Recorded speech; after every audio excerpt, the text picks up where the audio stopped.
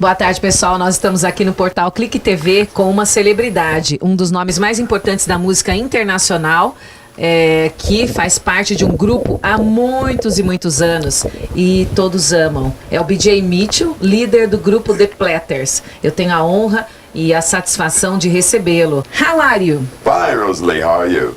I'm fine too. I'm very happy with your presence. Thank you. I'm so glad to be here. God bless you. Bom, nós vamos começar uma entrevista, lógico, eu não falo inglês, quem vai fazer a tradução oficial do B.J. Mitchell nessa temporada de 2014 está sendo realizada pela minha filha, é a Priscila Dana. Tudo bem, Priscila? Tudo bom, muito bom estar aqui com vocês. Nós vamos começar com algumas questões que foram enviadas pela internet, que eu fiz um apanhado de algumas pessoas para fazer algumas perguntas para o B.J. Mitchell. BJ, você é americano da cidade de St. Louis. Fale algo sobre a sua cidade natal. BJ, can you talk to us a little bit about your hometown, St. Louis? Of course. Well, yes, I was born in St. Louis, Missouri.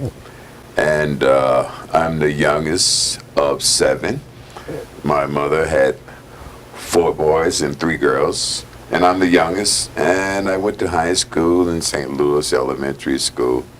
And right around 1969, I went to Los Angeles. BJ nasceu em St. Louis, Missouri.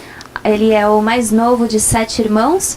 A mãe dele teve 3 filhas, 3 girls and 4 boys. 3 filhas e 4 filhos.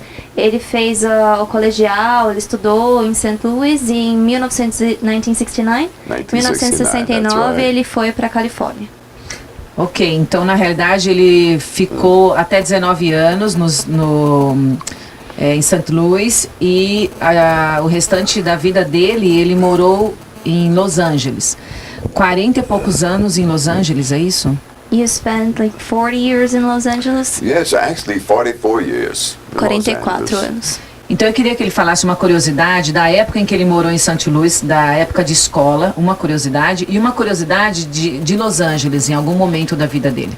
Tell us something funny or interesting that happened during your school years in St. Louis. Oh my goodness. Well, many things happened, but I think I can think of one thing. Let's see, I had a 7th grade teacher, and her name was Miss Watson. And she was so beautiful to me. And I was in love with this teacher, my 7th grade teacher. And I used to bring apples and bananas and put them on her desk, cookies. Ele tá dizendo que quando ele estava na 7ª série, ele tinha uma professora que para ele era muito bonita. Então ele se apaixonou por essa professora e ele sempre levava maçãs e docinhos e cookies e deixava na mesa dela. Aham! Yes. Interessante. E da época de St. Louis, de Los Angeles, o que ele lembra? Alguma curiosidade dessa cidade? And also something interesting or funny about your time in Los Angeles. Oh, Los Angeles. Well, I tell you, I went to Los Angeles. I was only 18 and a half years old when I went to Los Angeles. And it was very exciting for me because I had never seen palm trees, oceans, or the mountains. So Los Angeles was a big eye-opener for me. Quando ele chegou em Los Angeles, ele tinha 18 anos mais ou menos e ele nunca tinha saído de St. Louis. Então foi muito, abriu os olhos dele, abriu a mente dele, as oportunidades surgiram e ele nunca tinha visto a praia, nunca tinha visto palmeiras, as montanhas. Los Angeles é uma cidade muito bonita. Olha, sensacional. Como foi a entrada dele para a música? Quais as influências que ele teve musical? And how did you start in the music business? What were your influences? Well, my influences were actually early in elementary school because of my voice, my low voice. I was in many plays.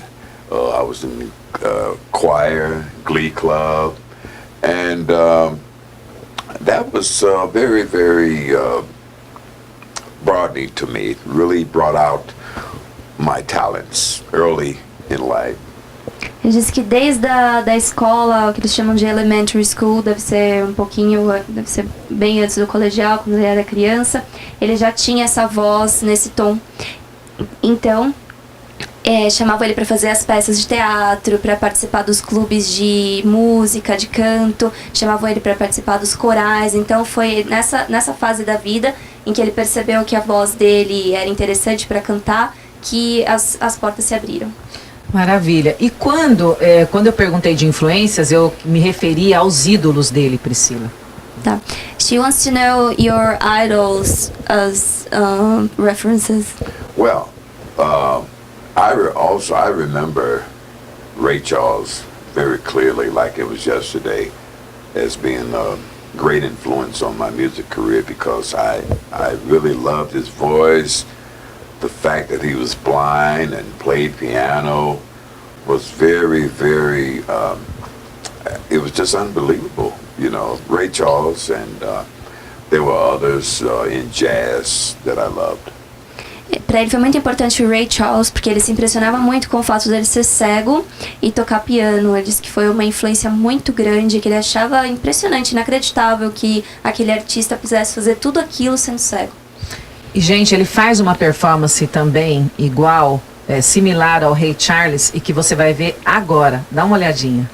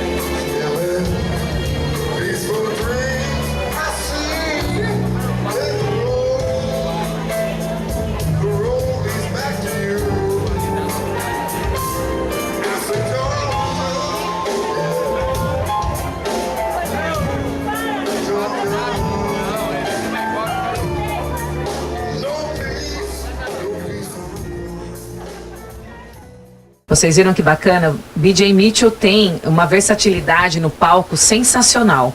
E o que eu quero saber em relação a essa grande voz que ele tem, que é uma voz bem grave, se em algum momento ele teve a oportunidade de trabalhar em rádio ou televisão, se ele recebeu algum convite. Were you ever invited to work on the radio or television because of your voice?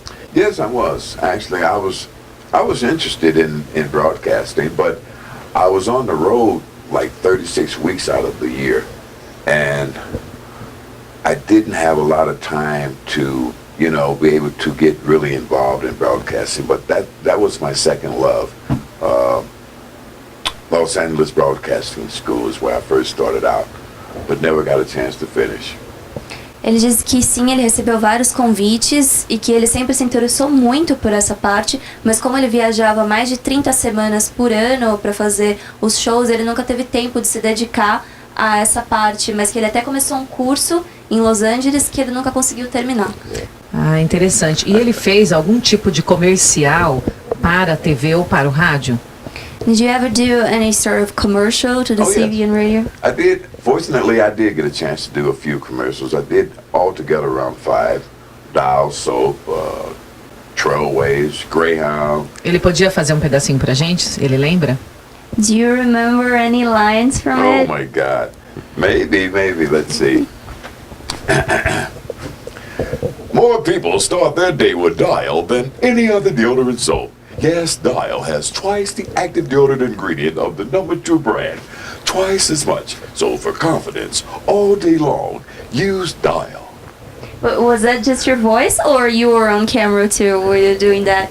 No, actually, it was only for maybe 12 seconds. I only had 12 seconds to complete that commercial. And it was on the radio. Ah, ok. Oh, isso foi no rádio que ele fazia. Ele tinha 12 segundos pra falar tudo isso. Ah, que interessante. Gente, que loucura. E que produto que era que ele estava falando? And what was that? Dial soap. It was a soap, É like sabonete, Dove, like tipo Dove. Dove. Sabonete, tá. Very popular. BJ, como você entrou para o grupo The Platters? And how did you end up entering the Platters? Well, you know, I was first introduced to music on the street. We used to sing on the street when I had an early age of 13 and 14. And then after I went to Los Angeles, I met a group called the Drifters. Very much like the Platters, but not as romantic as the Platters. The Drifters was my first group. Ele começou a cantar nas ruas, na verdade, tinha muitos grupos que cantavam nas ruas, tinha muita música na rua, e aí depois de um tempo ele conheceu um grupo chamado The Drifters, que era mais ou menos parecido com os Platters, mas é menos romântico que os Platters, e ele entrou nesse grupo The Drifters. Ah, foi o primeiro, foi o The Drifters, mas como ele entrou no grupo The Platters? Teve uma seleção, alguém indicou o nome dele, ele era amigo de algum dos integrantes do grupo? And what about the Platters? How did you get in the group? Very interesting, because I was performing with the Drifters, and we were doing a concert, and the Platters were on the show. And Paul Robi, one of the original Platters from 1955, liked my voice very much, my bass voice, and gave me a call maybe months later, and next thing I know, I was singing with the Platters. Eles estavam fazendo um show em um local onde os Drifters estavam fazendo um show, onde os Platters também estavam. E aí o Paul Robi, que é um dos integrantes do Platters original, viu o show e gostou muito da voz dele e telefonou pra ele depois, chamando ele pra entrar nos Platters. E essa voz que a gente está falando, você vai ouvir agora um pedacinho a capela dos 16 Tones. BJ, one little capella, 16 tones? You know, first let me just tell you how I began singing this song. This song was originally recorded when I was a kid by Tennessee Ernie Ford. And I became interested in the song because it was in a bass voice. Here's a little bit of it. Some people say a man is made out of mud. A poor man's made out of muscle and blood. Muscle and blood, skin and bones. A mind that's weak and a back that's strong. You know, 16 tons. Now what do you get? Another day older, deeper in debt. Now St. Peter, don't call me, I can't go. I owe my soul to the company store. Sensacional. Bom, antes de eu te mandar uma imagem para você que você vai amar, querido telespectador, eu quero que você traduza o que ele falou, Priscila, antes. Ele contou uma pequena passagem antes dele cantar 16 Tones. Ele disse que existia um artista que se chamava Tennessee Ernie Ford, que tinha um programa de TV e era muito famoso por cantar essa música com essa voz baixa. Então ele se interessou porque a voz dele também era baixa e você não vê muitas pessoas com esse tom de voz cantando. E aí ele se interessou por cantar essa música. Então agora você vai ver na década de 80 o BJ Mitchell, bem mais jovem, cantando esta música.